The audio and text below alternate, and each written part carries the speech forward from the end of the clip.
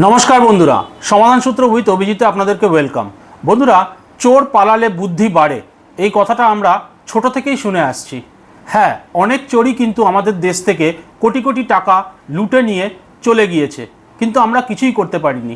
তাদের যদি নাম উল্লেখ করি, আপনারা সবাই তাদেরকে চেনেন। নীরব মোদি, ললিত মোদি, বিজয় মালিয়া, এই ধরনের মানুষরা দেশের কোটি কোটি টাকা কালো সম্পত্তি নিয়ে বিদেশে গিয়ে খুব আরামসে জীবন কাটাচ্ছে, কিন্তু এদেরকে সরকার কিছুই করতে পারেনি। আমি সরকারের নর্মালি সমালোচনা করি না কোনো কিছু নিয়ে, কিন্তু আজকে যে বিষয়টা নিয়ে কথা বলতে এসেছি সেটা হচ্ছে section 247 of income tax act 2025, যেটা 1 এপ্রিল 2026 থেকে কিন্তু চালু হয়ে গিয়েছে। এই আইটি অ্যাক্টে এই সেকশন 247টা যেটা আনা হয়েছে, এটা আগে ছিল সেকশন 132 অফ আইটি অ্যাক্ট 1961। এখানে একটি খুব স্পেশাল টার্ম ইউজ করা হচ্ছে, যেটাতে বলা হচ্ছে ডিজিটাল ফরেন্সিক। এই ডিজিটাল ফরেন্সিক কি, সেকশন 247 কি, এই সমস্ত কিছু নিয়ে আজকের এই ভিডিওতে আলোচনা করব। তার আগে আপনাদেরকে জানাই যে ফর্ম 121 নিয়ে আমি 3টে পার্ট ভিডিও করে আপলোড করেছিলাম। তার প্রথমটাতে আমি বলেছিলাম যে ফর্ম 121 কি, কিভাবে ভরবেন। তারপরের যে পার্টটা আমি আপলোড করেছিলাম সেটাতে আমি দিয়েছিলাম সমস্ত প্রশ্নের উত্তর, যত প্রশ্ন কমেন্ট সেকশনে এসছে তার উত্তর আমি দিয়েছিলাম। এবং থার্ড পার্টে আমি দিয়েছিলাম যে ফর্ম 121 কে ভরবেন, কে ভরবেন না। এই সমস্ত পার্টগুলো আপনারা অবশ্যই দেখুন এবং ফর্ম 121 সম্পর্কে জানকারি নিন। আমার চ্যানেলে যদি নতুন হন তাহলে প্লিজ সাবস্ক্রাইব করবেন, ভিডিও ভালো লাগলে লাইক করবেন, সঙ্গে থাকবেন অনেক ইনফরমেটিভ ভিডিওস পাওয়ার জন্য। যাই হোক, চলে আসছি আজকের টপিকে। Section 247 of IT act, income tax act 2025-এ যেটা বলা হচ্ছে যে যদি ইনকাম ট্যাক্স ডিপার্টমেন্টের মনে হয় যে আপনি ইনকাম ট্যাক্সে চুরি করছেন, তাহলে এই সেকশন 247-এর আন্ডারে তারা আপনার ডিজিটাল ফরেন্সিকে পাঠাতে পারে আপনার ফোনকে, আপনার ল্যাপটপকে, এগুলোকে। আপনারা জানেন কোনো মানুষের অস্বাভাবিক মৃত্যু হলে তার বডিকে পাঠানো হয় পোস্টমর্টম বা ময়না তদন্তে, এবং সেখান থেকে জানার চেষ্টা করা হয় যে সেই ব্যক্তির মৃত্যুর আসল কারণ কি। ঠিক এইভাবে এই সেকশন 247-এ বলা হচ্ছে যে যদি ইনকাম ট্যাক্স ডিপার্টমেন্ট মনে করে আপনি ট্যাক্সে চুরি করেছেন, তাহলে আপনার ফোন, আপনার ল্যাপটপ, আপনার সোশ্যাল মিডিয়া, এই সমস্ত কিছুকে তল্লাশি করার জন্য তারা আপনার ফোন, ল্যাপটপকে ময়না তদন্তে পাঠাতে পারে বা ডিজিটাল ফরেন্সিক্স এ পাঠাতে পারে, যেখানে তাদের সাইবার সেল আপনার ফোন, আপনার ল্যাপটপ সমস্ত কিছুর মধ্যে তল্লাশি চালাবে। আপনার হোয়াটসঅ্যাপ, আপনার ফেসবুক, আপনার সোশ্যাল মিডিয়া, আপনার মেল, সব কিছুতে তারা তল্লাশি চালাবে যে আপনি কোনো ট্যাক্সের চুরি করেছেন কিনা। ব্যাপারটাকে খুলে বলি, মনে করুন আজকালকার দিনে অনেকেই কি করে না, ট্যাক্স বাঁচানোর জন্য, জিএসটি বাঁচানোর জন্য, যারা স্পেশালি ব্যবসা করেন তারা জিএসটি বাঁচানোর জন্য কি করেন, ক্যাশে লেনদেন করেন, এবং ক্যাশে লেনদেন করে তাদের যে ইনকামটা সেটা কম দেখান এবং জিএসটি অ্যামাউন্টটা কম ভরেন। এটা একটা নর্মাল প্র্যাকটিস ঠিক নয়, কিন্তু অনেকে করেন। আবার অনেকে কিন্তু সততার সাথে যা ট্যাক্স হয়, যা তার ইনকাম, সেই হিসেবে ইনকাম ট্যাক্সও ভরেন, জিএসটিও ভরেন। এবার বলা হচ্ছে যে এই রকমের যদি মনে হয় যে ইনকাম ট্যাক্স মনে করছে যে হ্যাঁ আপনি ট্যাক্সের চুরি করেছেন, তাহলে প্রথমে কি করা হবে না, আপনাকে নোটিশ পাঠানো হবে। আপনি জিএসটি ভরলেন বা আপনি আইটি রিটার্ন ভরলেন, আইটি রিটার্ন ভরার সময় চলে এসছে, আপনারা জানেন জুলাই মাস থেকে মোটামুটি সবাই আইটি রিটার্ন ভরবে। তাহলে যদি মনে করে যে আপনি ট্যাক্সের চুরি করেছেন, তাহলে প্রথমে কি করা হবে, আপনাকে নোটিশ পাঠানো হবে, আপনি সেই নোটিশের উত্তর দেবেন, নতুন করে আইটি রিটার্ন ভরবেন। এক্ষেত্রে যদি আপনার মনে হয় যে আপনার কাছে নোটিশ এসছে, তাহলে আপনার যেটা করণীয় সেটা হচ্ছে আপনি কোনো চার্টার অ্যাকাউন্ট বা আপনি যারা এই ট্যাক্সের লয়ার আছে আপনি তাদের সঙ্গে যোগাযোগ করবেন, তাদের পরামর্শ নেবেন, নিয়ে সেই ইনকাম ট্যাক্স ডিপার্টমেন্টের যে নোটিশ এসছে তার উত্তর দেবেন। এই সেকশন 247-এ বলা হচ্ছে যে আপনি যদি নোটিশের প্রপার উত্তর না দেন, তাহলে কিন্তু আপনার এই সমস্ত জিনিস সার্চ করা হতে পারে এবং সিজ করা হতে পারে।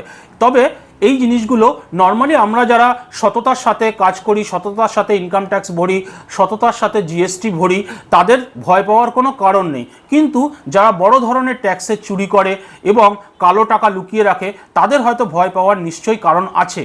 তখন আপনি কি করবেন, যদি আপনার কাছে এরকম নোটিশ আসে, তাহলে কিন্তু এই সার্চ অ্যান্ড সিজার কথাটা চলে আসছে ফরেন্সিক যে ব্যাপারটা, যেটা ডিজিটাল ফরেনসিক্স ব্যাপারটা, এই ব্যাপারটা চলে আসছে।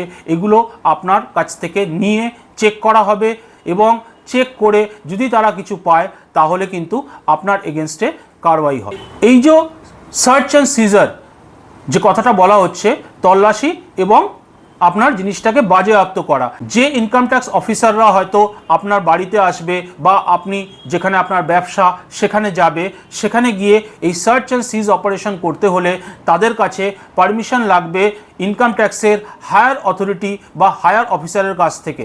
সেই পোস্টটা হচ্ছে principal chief commissioner. Principal chief কমিশনারের অথরিটিতেই কিন্তু এই সার্চ অ্যান্ড সিজ অপারেশনটা করা যাবে।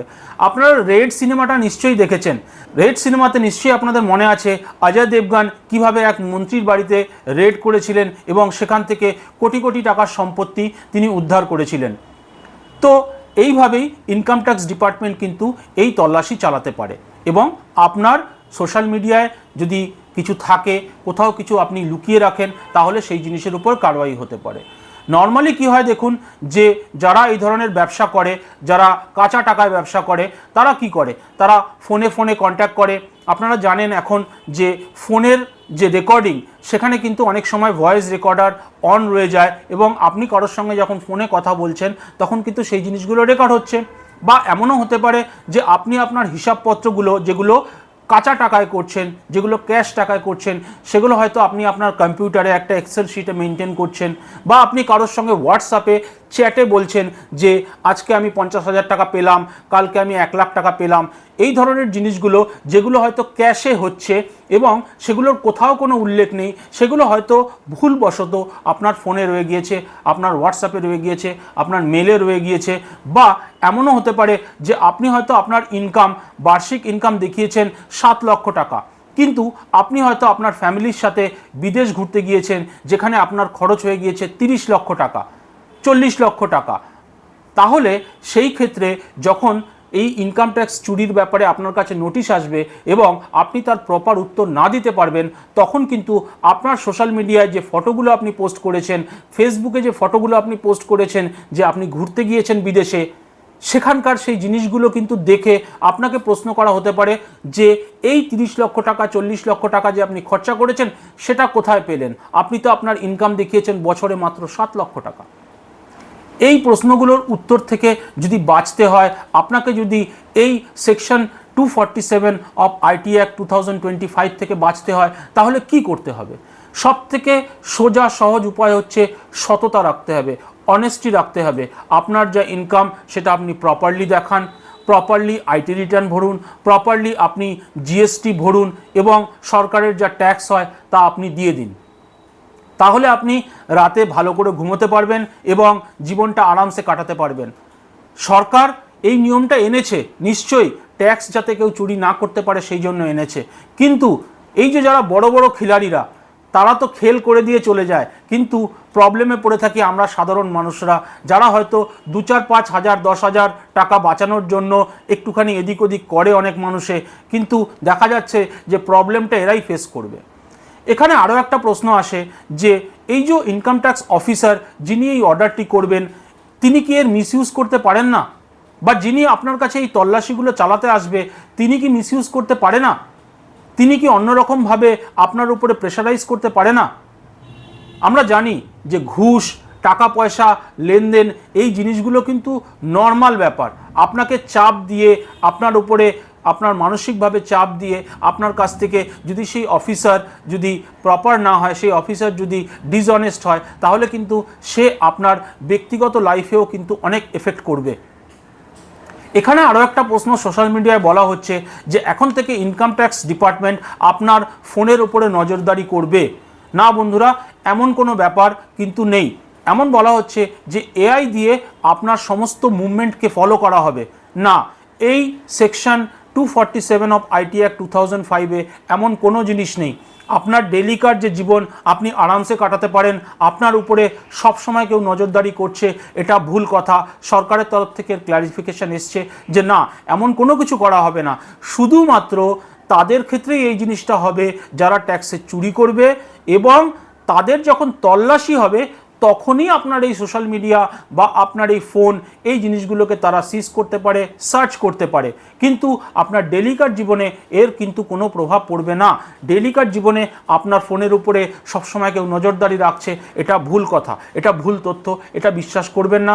সোশ্যাল মিডিয়ায় এই ধরনের অনেক পোস্ট কিন্তু ছাড়া হচ্ছে। তাহলে বন্ধুরা, আমরা যদি ভিডিওর টপিকটাকে সামারাইজ করি, যদি এক জায়গায় আনি, তাহলে আমরা বুঝতে পারলাম যে section 247 of IT act 2025 1 April 2026 থেকে লাগু হয়েছে। এখানে যারা ট্যাক্সে চুরি করবে, যারা ট্যাক্স লোকাবে, তাদেরকে সাবধান হতে হবে। তারা যে কোনো জিনিস ফোনে, ল্যাপটপে বা আপনার কম্পিউটারে যদি রাখেন, যেগুলো আপনি সরকারকে দেখাননি, সেগুলো কিন্তু সরকার চাইলে সার্চ করতে পারে এবং দরকার হলে আপনার ফোন, আপনার এই জিনিসগুলো সিজ করতে পারে। আপনার সোশ্যাল মিডিয়া, হোয়াটসঅ্যাপ, ইমেল সব কিছুর উপরে নজরদারি করতে পারে। তখনই যখন সরকার বা আইটি ডিপার্টমেন্ট আপনাকে নোটিশ পাঠাবে যে আপনি ইনকাম ট্যাক্সে চুরি করেছেন, তখন আপনাকে প্রপার উত্তর দিতে হবে। তার জন্য আপনি যারা ট্যাক্স লয়ার আছে তাদের সঙ্গে যোগাযোগ করতে পারেন, যারা চার্টার্ড অ্যাকাউন্টেন্ট আছেন তাদের সঙ্গে যোগাযোগ করে সেই যে নোটিশ আসবে তার প্রপার উত্তর দিতে পারেন। এখানে প্রত্যেক দিন আপনার উপরে নজরদারি করা হবে না। এই চিন্তাধারাটা মন থেকে বাদ দিয়ে দিন। বন্ধুরা, এটা একটা কাজের ভিডিও, এটা একটা নলেজেবল ভিডিও, আমি নলেজ শেয়ার করলাম, ট্যাক্স রিলেটেড ব্যাপার। সুতরাং অবশ্যই আপনি সাবধানে থাকুন এবং যাতে আপনার জীবন শান্তির হয়, সুরক্ষিত থাকে, সেই চেষ্টাটি করবেন। কারণ আপনার উপরে আপনার পরিবারও কিন্তু নির্ভরযোগ্য। সুতরাং আপনি নিজের এই সততাটা বজায় রাখুন, যা হয় ট্যাক্স দিয়ে দিন, নিশ্চিন্তে থাকুন, নিশ্চিন্তে জীবন কাটান। যাই হোক বন্ধুরা, ভিডিওটা যদি ভালো লাগে একটা লাইক দিয়ে দেবেন, তাহলে মোরাল বুস্ট আপ পাবো। নতুন কাজের ভিডিও আনতে থাকবো যেমন আনছি। সবাই ভালো থাকবেন, সুস্থ থাকবেন। দেখা হবে পরের কাজের ভিডিওতে। জয় হিন্দ, জয় ভারত।